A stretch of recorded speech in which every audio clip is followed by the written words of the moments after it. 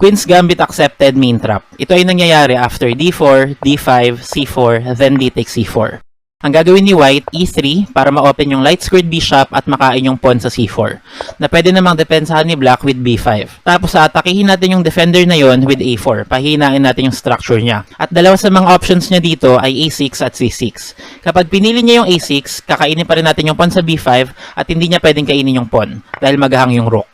So mukhang mas okay pala yung c6. Kapag ginawa niya naman yung c6, kakainin pa rin natin yung pawn, and after niya mag-take back at iniisip na okay lang yung position niya, tsaka natin gagawin yung queen f3, threat yung rook sa e8 at guaranteed na nalalamang tayo ng pyesa. So far, at least sa liches, ito ay nangyari ng more than 600,000 times. Ang best continuation na dito ng black ay knight c6. Sacrifice yung knight, wag lang makain yung rook. Pero kakainin lang natin yan, and after bishop b7, we just play queen a6 at lamang na tayo ng isang pyesa. At ito ang tinatawag na